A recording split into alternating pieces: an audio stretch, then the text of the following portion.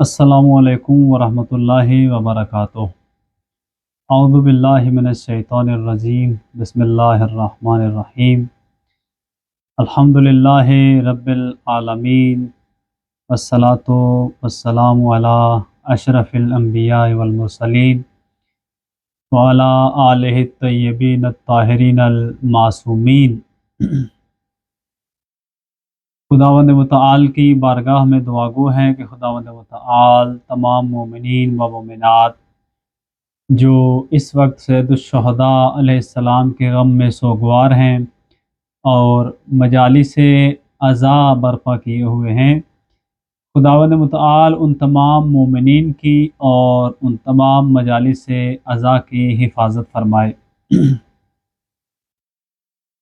اس کے بعد اللہ تعالیٰ کی بارگاہ میں شکر بجا لاتے ہیں کہ خداوند متعال نے ہمیں ایک دینی و اسلامی معاشرے میں پیدا کیا اور ایک دینی و اسلامی فضا میں تعلیم و تربیت حاصل کرنے کی توفیق عطا فرمائی۔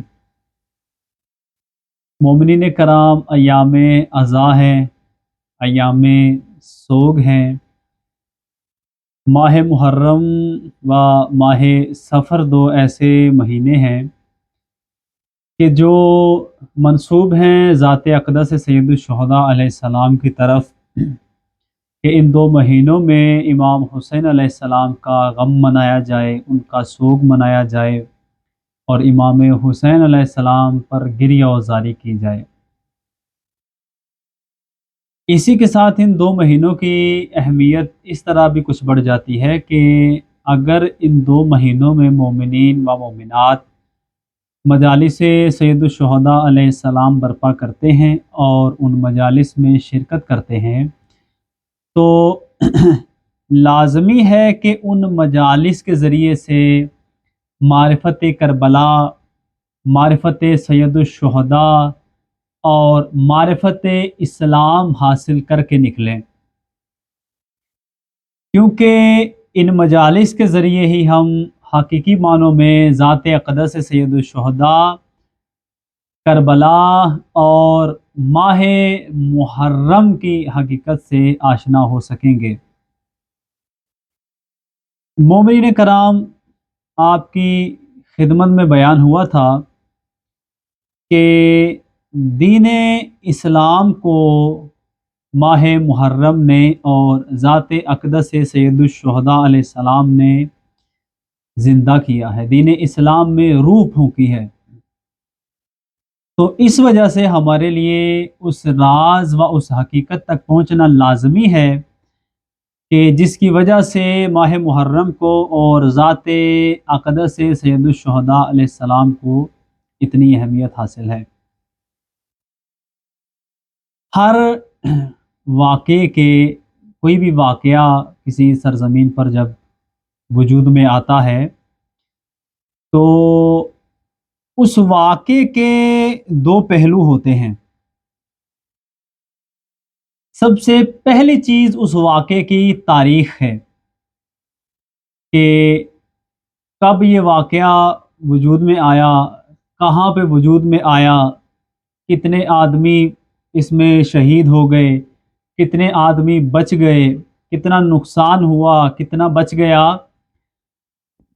یہ ساری چیزیں کسی واقعے کی تاریخ کہلاتی ہیں۔ ایک دوسرا حصہ جو ہے کسی بھی جگہ پر انجام پانے والے واقعے کا، وہ ہے اس واقعے کے انجام پانے کے اسباب، مقاصد، کہ کون سے ایسے اسباب اور مقاصد، کون سے ایسے اسباب و عوامل کار فرما تھے، کیا ہدف تھا کہ جن کو سامنے رکھ کر اتنا بڑا واقعہ انجام پا گیا۔ یعنی اگر میدان کربلا کے بارے میں ہم نے تاریخ میں پڑھا ہے یا سنا ہے تو دو طرح سے ہمارے سامنے یہ واقعہ موجود ہے۔ ایک، اس واقعے کی تاریخ ہے ہمارے پاس، مثلا 61 ہجری میں یہ واقعہ وجود میں آیا اور امام حسین علیہ السلام میدان کربلا میں موجود تھے، شہید کرنے والے افراد کی تعداد اتنی تھی، شہید ہونے والے افراد کی تعداد 72 تھی مثلا. یہ ایک معلومات ہے تاریخی حد تک. لیکن اسی واقعے کا ایک دوسرا پہلو بھی ہے جو ہماری نظروں سے پنہان ہے کہ جس تک رسائی حاصل کرنا خود ہماری کوشش ہوتی ہے. اور دوسرا پہلو یہ ہے کہ کون سے ایسے اسباب و کون سے ایسے عوامل تھے کہ جن کی وجہ سے یہ واقعہ وجود میں آیا. اب کربلا کا واقعہ ختم ہو چکا، 10 محرم گزر گئی، سید الشہداء علیہ السلام کو شہید کر دیا گیا، اصحاب حسین ابن علی کو شہید کر دیا گیا، اور خاندان اہل بیت کو اسیر کر لیا گیا. تو اب اس کے بعد سفر شروع ہوتا ہے زینب اولیاء سلام اللہ علیہا کا، یعنی کہ سفر حسین ختم اور اب سفر زینبی کا آغاز ہو گیا ہے. اور سفر زینبی کے آغاز میں سب سے پہلی چیز جو ہم نے یہاں دیکھنی ہے وہ یہ کہ واقع کربلا کے واقعہ ہونے کے اسباب کیا تھے، اور دوسری یہ چیز کہ واقع کربلا کے رونما ہونے کے بعد، واقع کربلا کے انجام پانے کے بعد کون سے ایسے اسباب و عوامل تھے جن کی وجہ سے حسین ابن علی کو اور واقع کربلا کو دوبارہ زندگی ملی. کیونکہ آپ نے خود سنا بھی ہے اور پڑھا بھی ہے کہ یزید کا مقصد یہ تھا کہ اتنا ظلم و بربریت کی جائے، اہل بیت علیہ السلام کے ساتھ اس طرح کا رویہ اختیار کیا جائے کہ اس کے بعد نہ تو حسین کا نام لیا جائے، نہ حسین کا مقصد کسی کے سامنے بیان کیا جائے، نہ کوئی بنی امیہ کی حکومت کے خلاف آواز اٹھانے والا میدان میں آئے، اور نہ ہی نظام امامت و نظام الہی کا نام لینے والا کوئی میدان میں آئے. اب یہ منصوبہ و یہ نیت رکھ کر یزید نے ابن زیاد کی ذمہ داری لگائی کہ میدان کربلا میں جتنا ظلم ہو سکے، جتنی بربریت ہو سکے وہ دکھاؤ. کیوں؟ کیونکہ یزید کے مقاصد یہ تھے. ان مقاصد کو حاصل کرنے کے لیے حسین ابن علی کے ساتھ اتنا برا رویہ اختیار کیا گیا. اور واقع کربلا کے بعد تاریخ میں لکھا بھی ہے کہ ابن زیاد بہت زیادہ خوش تھا اپنی کامیابی پر، حسین پر فتح پر بہت زیادہ خوش تھا کہ ہم نے جو مقاصد سوچے ہوئے تھے ان کو حاصل کر لیا ہے. یعنی کہ حسین ابن علی نے جو آواز اٹھائی تھی اس کو دبا دیا ہے. حسین ابن علی نے جو امر بالمعروف اور نہی عن المنکر کا نعرہ لگایا تھا اس کو ختم کر دیا ہے. حسین ابن علی نے بنو امیہ کی حکومت کے خلاف آواز اٹھائی تھی، اس آواز کو دبا دیا ہے. اب یہ مقاصد سامنے رکھ کے حسین ابن علی کے خلاف جنگ کی گئی. جنگ ختم ہونے کے بعد حسین و اصحاب حسین کو شہید کرنے کے بعد خاندان اہل بیت علیہ السلام کو اسیر کر لیا گیا، اور ان کو اسیر کر کے کربلا سے روانہ کیا گیا شام کی طرف. اب ایک طرف یزید کے یہ مقاصد تھے، ایک طرف ابن زیاد کی خوشی، اور اہل بیت علیہ السلام کو روانہ کیا جا رہا ہے یزید کے دربار کی طرف. اب دربار کی طرف جاتے ہوئے راستے میں جب یہ لشکر بازار کوفہ سے گزرا، آپ مومنین کی نظر میں رہے کہ یزید نے سب سے پہلے یہ جو واقع کربلا انجام پایا، ایک کام یہ کیا کہ امام حسین علیہ السلام کو انسانوں کی آبادی سے دور ایک ایسی جگہ پر شہید کیا گیا جہاں پر انسانی آبادی موجود نہیں تھی. دوسری چیز हजारों मुफ्तियों से फतवा लिया गया था कि हुसैन इब्न अली बागी हैं, हुकूमत वक्त के खिलाफ बगावत की है, इसलिए वाजिबुल कत्ल हैं। दूसरी ये चीज, और तीसरी ये चीज कि लोगों के दिलों में वाक़े करबला के जरिए ऐसा खौफ फैला दिया, कत्ले हुसैन के जरिए ऐसा खौफ फैला दिया कि अब कोई भी यजीद के खिलाफ उठने के लिए तैयार नहीं था। ऐसे में इब्ने ज़ियाद ने खुशी में सबसे पहले असीरान करबला को कूफा बुलाया। कूफा किस लिए बुलाया? कूफा के लोगों को सबसे पहले दावत दी गई, ये देखें कि जब भी कोई हुकूमत वक्त के खिलाफ कयाम करता है तो उसका अंजाम क्या होता है। हुसैन ने बनी उमैया की हुकूमत के खिलाफ कयाम किया, अंजाम सामने है। अपनी औरतों और बच्चों को मैदान में लेके आए, अंजाम सामने है। अहले कूफा को दावत दी कि आओ देखो बागी आए हैं। ये सारा नक्शा जो यजीद ने बनाया हुआ था अहले बैत अलैहिस्सलाम को झूठा दिखाने के लिए, अहले बैत अलैहिस्सलाम को बातिल पर दिखाने के लिए, अहले बैत अलैहिस्सलाम को बागी दिखाने के लिए, ये जो नक्शा यजीद ने बनाया हुआ था, इस पर इब्ने ज़ियाद बहुत खुश था और सोच रहे थे कि हमने कामयाबी हासिल कर ली है। और अब असीरान करबला पहुंचे कूफा में।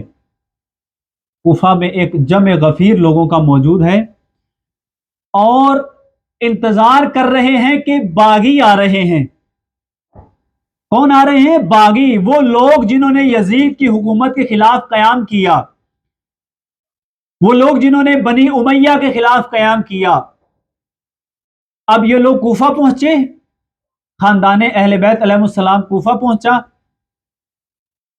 और लोगों ने देखकर कहा कि बागी आया। हंस रहे थे लोग। अब ये बहुत ही मुश्किल वक्त था अहले बैत अलैहिस्सलाम के लिए। एक तरफ खानदान रसूल है कि जो असीर है बेड़ियों में, उन पर कोड़े बरसाए जा रहे हैं, और दूसरी तरफ इब्ने ज़ियाद कि जिसने लोगों में मशहूर किया हुआ है कि ये लोग झूठे हैं और बातिल पर हैं। अब ऐसी सूरत हाल में हक ये बनता था कि कोई शख्स आवाज उठाए अहले बैत अलैहिस्सलाम में से और सैयदुश्शुहदा अलैहिस्सलाम की और अपने सदाकत की गवाही दे। इस आलम में सैयदुस्साजिदीन अलैहिस्सलाम ने यह फरीजा अंजाम दिया, अपने कंधों पर यह जिम्मेदारी महसूस करते हुए, बीमारी की हालत में, असीरी की हालत में, जख्मी हालत में सैयदुस्साजिदीन अलैहिस्सलाम ने सर उठाया और सैयदुस्साजिदीन अलैहिस्सलाम ने सर उठाकर क्या किया? खुतबा दिया लोगों के दरमियान। और उस खुतबे के मुख्तलिफ पहलू थे। सबसे पहले हम्दो सनाए परवरदिगार अल्लाह ताला की तारीफ बयान की, और उसके बाद सैयदुस्साजिदीन अलैहिस्सलाम ने अपने बाबा की सदाकत की गवाही दी, और उसके बाद सैयदुस्साजिदीन ने यजीद के बदकिरदार होने की गवाही दी। सैयदुस्साजिदीन ने बताया कि मेरे बाबा जमीन पर अल्लाह के निजाम के कयाम के लिए निकले थे। सैयदुस्साजिदीन ने बताया कि मेरे बाबा ला इलाहा इल्लल्लाह की बका के लिए निकले थे। सैयदुस्साजिदीन ने बताया कि मेरे बाबा अमर बिल मारूफ और नही अनिल मुनकर के कयाम के लिए निकले थे, और इस वजह से उनको मैदान करबला में बेयारो मददगार तनहा शहीद कर दिया गया। सैयदुश्शुहदा ने यजीद के फासिक चेहरे से पर्दा उठाया। सैयदुश्शुहदा ने इमाम साजिदीन अलैहिस्सलाम ने बताया कि जालिम कौन है और मजलूम कौन है। सैयदुस्साजिदीन अलैहिस्सलाम ने बताया कि हक पर कौन है और बातिल पर कौन है। सैयदुस्साजिदीन अलैहिस्सलाम ने बताया कि मेरे बाबा का मकसद सिर्फ अपने नाना की उम्मत की इस्लाह थी, کوئی فساد نہیں تھا، صرف اپنے نانا کی امت کی اصلاح کے لیے نکلے تھے، اور اس کا انجام یہ ہوا کہ سید الشہداء کو لوگوں کی نظروں میں ایک باغی اور ایک فساد پھیلانے والا اور باطل پر قرار دیتے ہوئے ہزاروں مفتیوں سے فتوے لیے گئے اور لوگوں کو ان کے خلاف گمراہ کیا گیا اور ان کو شہید کر دیا گیا، یہ سب جھوٹ ہے۔ اس حقیقت سے پردہ امام زین العابدین علیہ السلام نے اٹھایا، کیونکہ وقت کے امام ہیں اور اتنا بڑا الزام برداشت نہیں ہو رہا اپنے جد پر۔ لوگوں کو اس گمراہی سے نکالا، لوگوں کو اس اندھیرے سے نکالا۔ جب لوگوں نے یہ الفاظ سنے سید الساجدین علیہ السلام کے تو پریشان ہو گئے، اپنے ہاتھوں کو منہ میں دے کر انگلیاں چبانے لگے کہ یہ ہم سے کیا ہو گیا۔ حضرت زینب اولیاء سلام اللہ علیہا نے اپنے خطبے میں ان لوگوں کو، اہل کوفہ کو خطاب کر کے فرمایا، بہت معروف خطبہ ہے کہ جس میں زینب اولیاء نے فرمایا کہ اے مکار اور غدار لوگوں، اے مکار اور غدار لوگوں کہ جن کی مثال ایسی ہے جیسے گندگی کے ڈھیر پر اگا ہوا پودا۔ اب ایسے لوگوں کے سامنے سید الساجدین علیہ السلام اپنے بابا کی صداقت کی گواہی دے رہے ہیں۔ یہ لوگ میدان کربلا میں حاضر نہیں ہوئے، ان لوگوں نے خطوط لکھ کر امام حسین علیہ السلام کو دعوت دی، بلایا اور کہا کہ ہم آپ کی آواز پر لبیک کہنے کے لیے تیار ہیں۔ ان کے بلانے پر امام آئے اور امام شہید بھی ان کی بے وفائی و بزدلی کی وجہ سے ہوئے۔ اب ایک طرف اس گفتگو کو میں تھوڑا سا آسان کر کے بیان کرنے کی کوشش کروں، ایک طرف یزید کا بنایا ہوا سینیریو، مقاصد کہ شہادت حسین ابن علی سے اس نے یہ مقاصد حاصل کرنے تھے جو آپ کی خدمت میں بیان کیا، یہ ایک طرف۔ دوسری طرف ابن زیاد نے خوشی کے عالم میں اسیران کربلا کو کوفہ بلایا، اس لیے تاکہ ان کو لوگوں کے سامنے ذلیل و رسوا کر سکے اور یزید کی فتح کا جشن منا سکے۔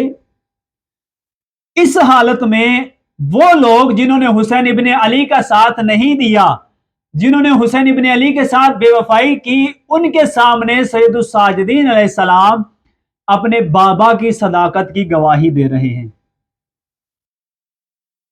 کوفی ایک کردار کا نام ہے۔ کوفی صرف شہر کوفہ تک محدود نہیں تھے، آج بعض مجالس میں اور بعض امام بارگاہوں میں یہ نعرہ بھی لگایا جاتا ہے کہ ہم کوفی اور شامی نہیں ہیں۔ کوفی ایک کریکٹر تھا، ایک کردار تھا۔ کوفیوں نے امام حسین علیہ السلام کو بلایا، لبیک کا اظہار کیا کہ ہم آپ کی آواز پر لبیک کہنے کے لیے تیار ہیں، ہم آپ کے لیے شہید ہونے کے لیے تیار ہیں۔ امام ان کی آواز سن کر آئے اور آ کر دیکھا کہ یہ لوگ پلٹ چکے ہیں۔ پلٹ کیوں چکے ہیں؟ کہ ان لوگوں میں چند بیماریاں تھیں۔ سب سے پہلے ظالم حکمرانوں کی اطاعت کرتے تھے، دوسرا بزدل تھے، اور تیسرا منافق لوگ تھے۔ ان تین نشانیوں کی وجہ سے یہ لوگ پلٹ گئے، حسین ابن علی کا ساتھ نہیں دے سکے۔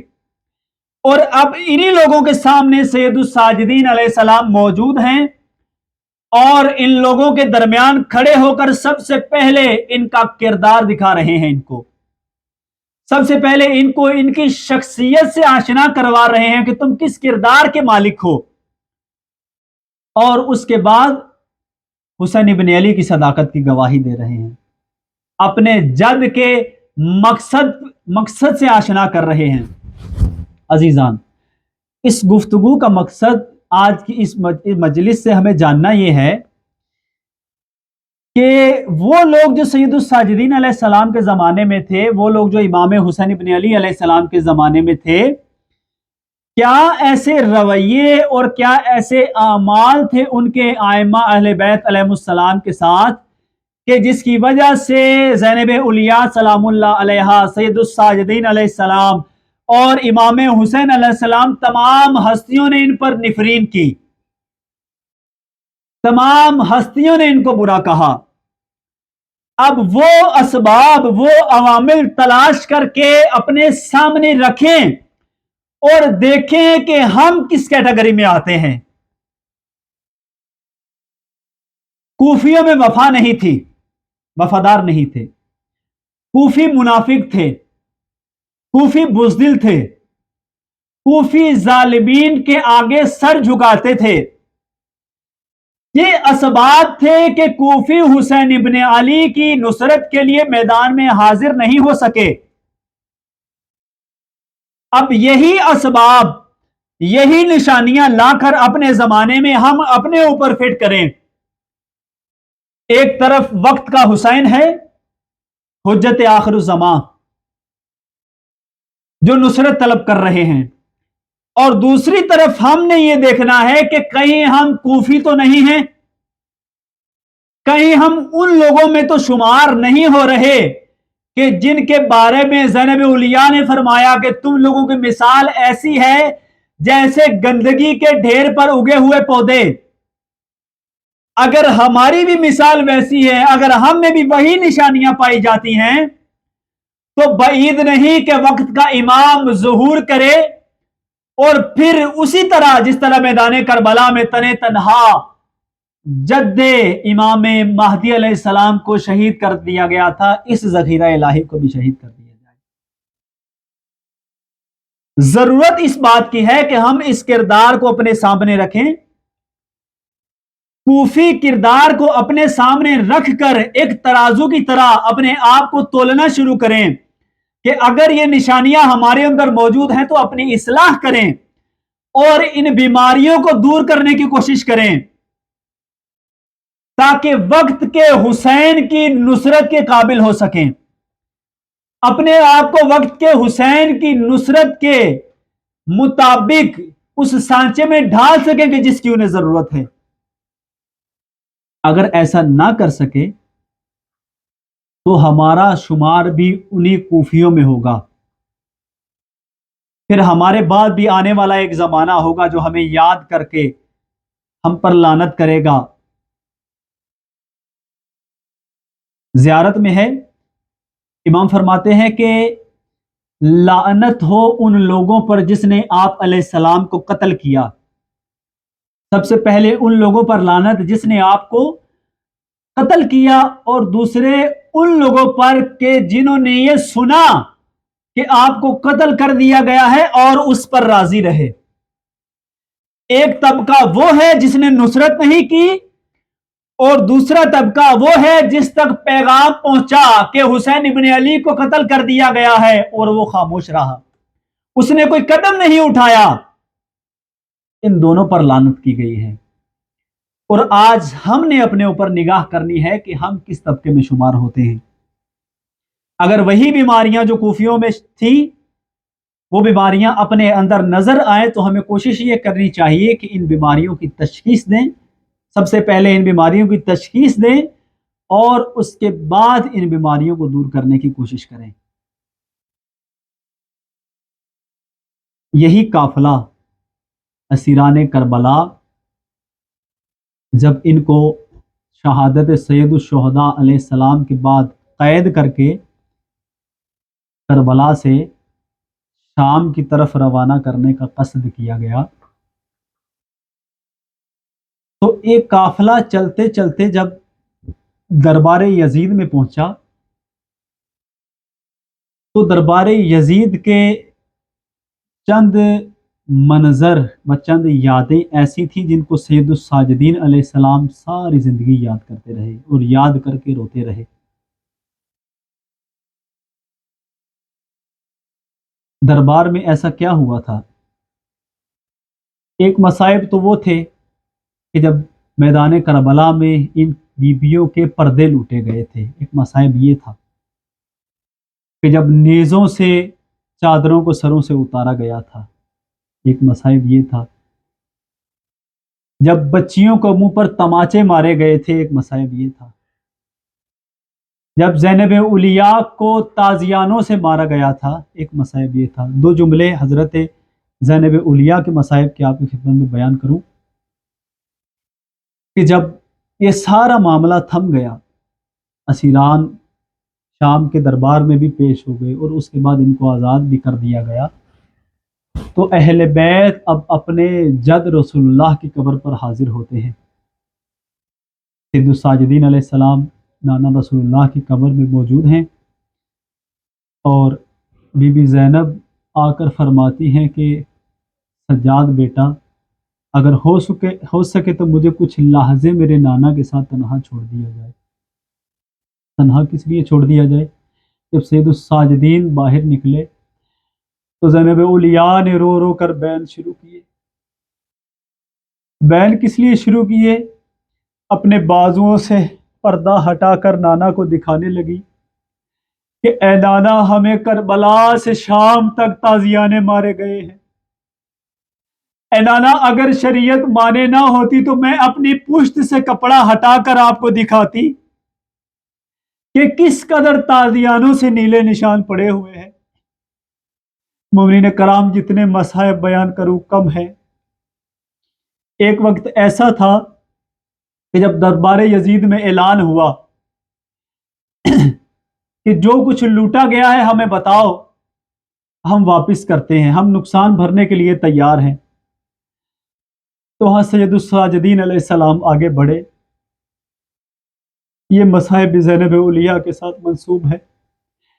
سید الساجدین آگے بڑھے اور آ کر فرمایا کہ میری پھوپھی اماں کی چادر واپس لوٹا دو۔